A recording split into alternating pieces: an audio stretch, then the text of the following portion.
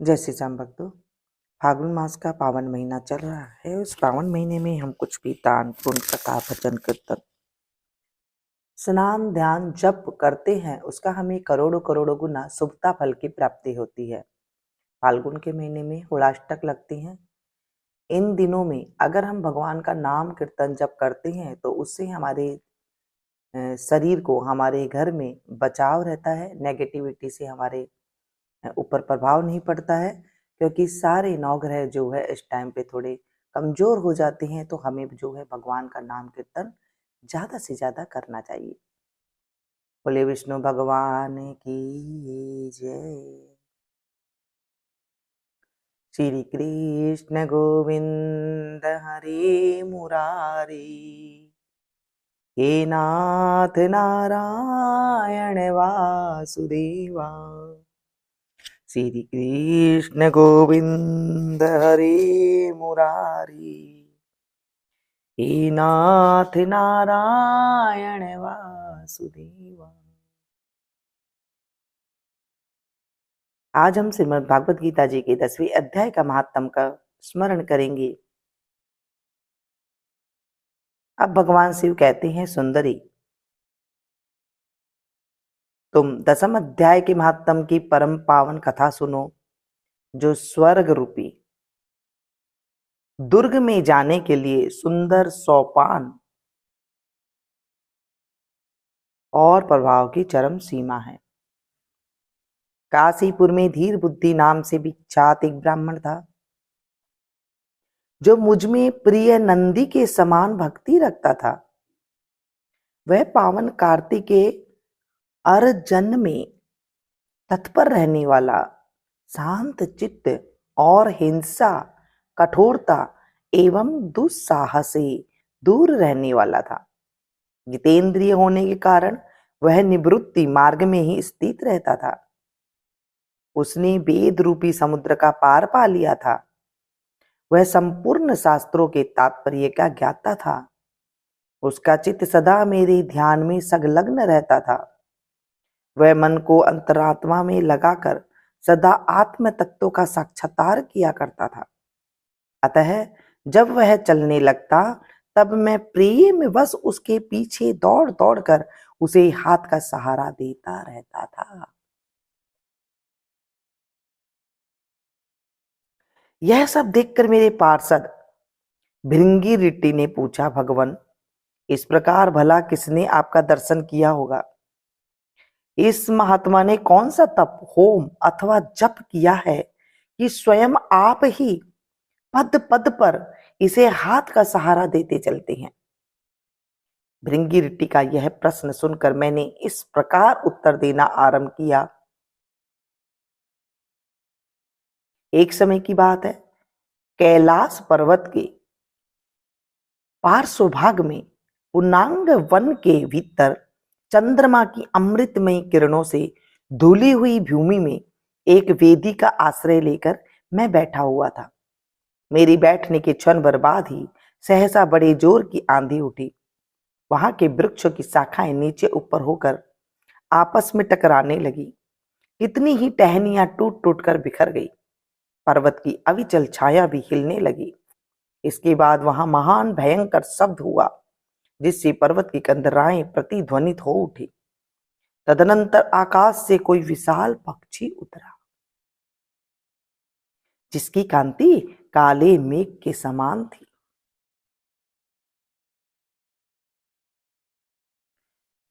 वह कज्जल की राशि, अंधकार के समूह अथवा पंख कटे हुए काले पर्वत सा जान पड़ता था। पैरों से पृथ्वी का सहारा लेकर उस पक्षी ने मुझे प्रणाम किया और एक सुंदर नवीन कमल मेरे चरणों में रखकर स्पष्ट वाणी में स्तुति करनी आरंभ की। और पक्षी बोला, देव आपकी जय हो। आप चिदानंदमयी सुधा के सागर तथा जगत के पालक हैं। सदा सद्भावना से युक्त एवं अनासक्ति की लहरों से उल्लसित है। आपके वैभव का कहीं अंत नहीं है। आपकी जय हो। अद्वैत वासना से परिपूर्ण बुद्धि के द्वारा आप त्रिविध मलों से रहित हैं। आप जितेंद्रिय भक्तों के अधीन रहते हैं तथा ध्यान में आपके स्वरूप का साक्षात्कार होता है। आप अविद्यामय उपाधि से रहित, नित्य मुक्त, निराकार, निरामय, असीम, अहंकार शून्य, आवरण रहित और निर्गुण हैं। आपके चरण कमल शरणागत भक्तों की रक्षा करने में प्रवीण है।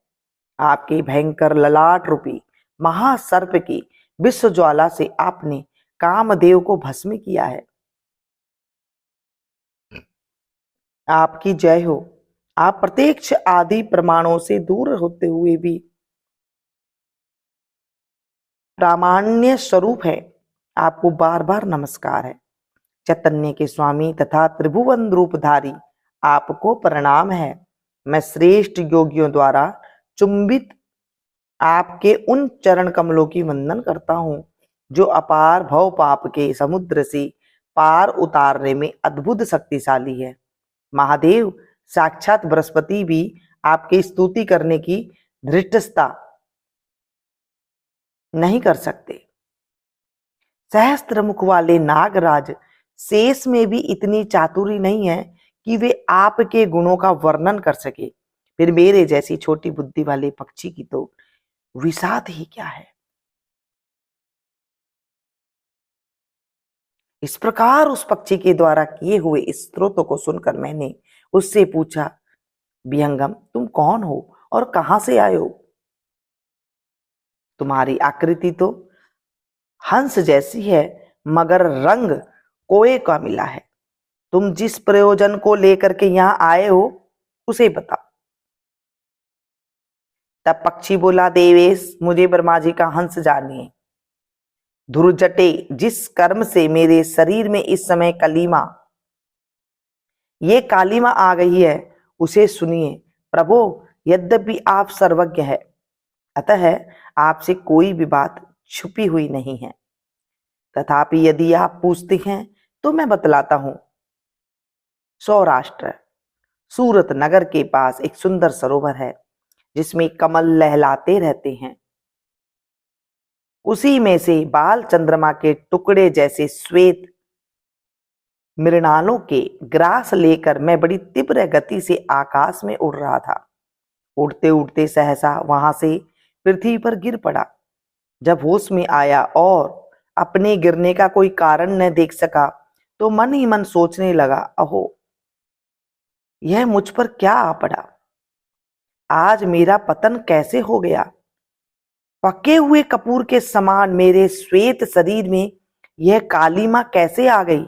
इस प्रकार विस्मित होकर मैं अभी विचार ही कर रहा था कि उस पोखर के कमलों में से मुझे ऐसी वाणी सुनाई दी, हंस उठो, मैं तुम्हारे गिरने और काले होने का कारण बताती हूं। तब मैं उठकर सरोवर के बीच में गया और वहां 5 कमलों से युक्त एक सुंदर कमलिनी को देखा।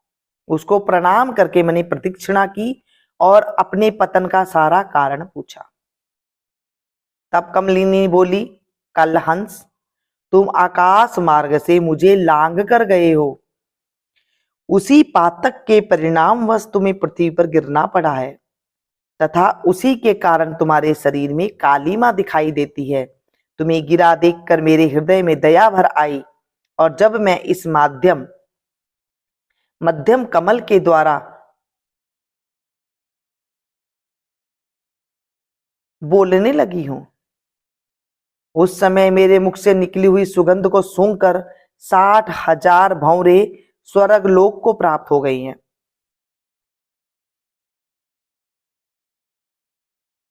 पक्षीराज, जिस कारण मुझ में इतना वैभव, ऐसा प्रभाव आया है उसे बतलाती हूं, सुनो।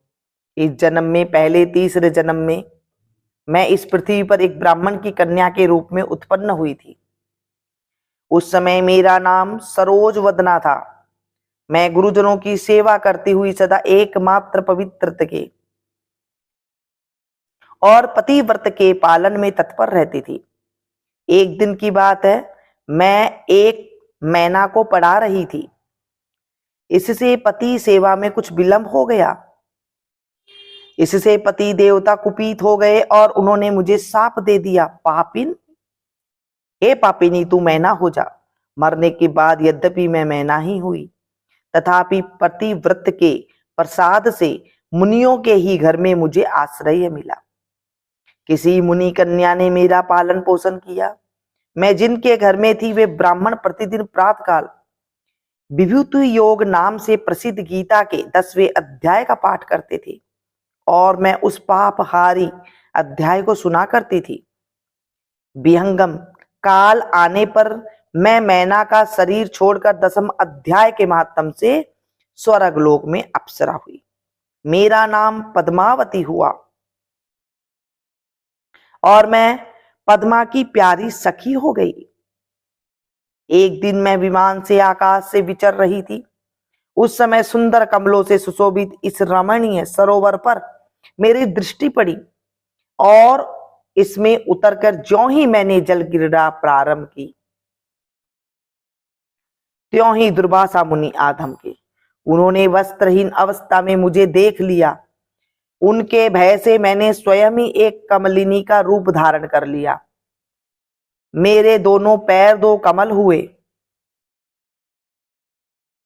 दोनों हाथ भी 2 कमल हो गए और शेष अंगों के साथ मेरा मुख भी एक कमल हुआ। इस प्रकार मैं 5 कमलों से युक्त हुई। मुनिवर दुर्वासा ने मुझे देखा। उनके नेत्र क्रोध से भरे हुए जल रहे थे। वे बोले, पापिनी, तू इसी रूप में 100 वर्षों तक पड़ी रह। यह शाप देकर वे क्षण भर में अंतर ध्यान हो गई। कमलिनी होने पर भी विभूति योगाध्याय के महात्म से मेरी वाणी लुप्त नहीं हुई है। मुझे लांघने मात्र से अपराध से तुम पृथ्वी पर गिरे हो। हे पक्षीराज, यहां खड़े हुए तुम्हारे सामने ही आज मेरे शाप की निवृत्ति हो गई है, क्योंकि आज 100 वर्ष पूरे हो गए हैं। मेरे द्वारा गाए जाते हुए उस उत्तम अध्याय को तुम भी सुन लो।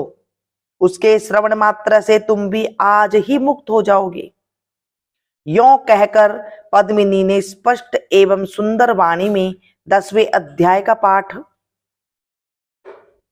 किया और वह मुक्त हो गई। उसे सुनने के बाद उसी के दिए हुए इस उत्तम कमल को लाकर मैंने आपको अर्पण किया है। इतनी कथा सुनकर उस पक्षी ने अपना शरीर त्याग दिया। यह एक अद्भुत सी घटना हुई। वही पक्षी अब 10वें अध्याय के प्रभाव से ब्राह्मण कुल में उत्पन्न हुआ है। जन्म से ही अभ्यास होने के कारण शैशवावस्था से ही इसके मुख से सदा गीता के 10वें अध्याय का उच्चारण हुआ करता है। 10वें अध्याय के अर्थ चिंतन का यह परिणाम हुआ है कि यह सब भूतों में स्थित शंख चक्रधारी भगवान विष्णु का सदा ही दर्शन करता रहता है। इसकी स्नेह पूर्ण दृष्टि जब कभी भी देहधारी के शरीर पर पड़ जाती है, तब वह चाहे शराबी और ब्रह्म हत्यारा ही क्यों न हो, मुक्त हो जाता है तथा पूर्व जन्म में अभ्यास किए हुए 10वें अध्याय के माध्यम से इसको दुर्लभ तत्व ज्ञान प्राप्त है तथा इसने जीवन मुक्ति भी पा ली है। अतः जब ये रास्ता चलने लगता है तो मैं इसे हाथ का सहारा दिए रहता हूं। भृंगिरिटे, यह सब 10वें अध्याय का ही महामहिमा है। पार्वती, इस प्रकार मैंने भृंगिरिटी के सामने जो पाप नाशक कथा कही है, वही यहां तुमने भी कही है, तुमसे भी कही है। नर हो या नारी अथवा कोई भी क्यों न हो, इस 10वें अध्याय के श्रवण मात्र से उसे सब आश्रमों के पालन का फल प्राप्त होता है। उसे सब कष्टों से मुक्ति मिलती है। बोले विष्णु भगवान की जय। हे प्रभु, आज हमने श्रीमद् भागवत गीता जी के अध्याय का स्मरण किया है। इसमें कोई त्रुटि हो गई तो अबोध बच्चा समझ के माफ कर देना।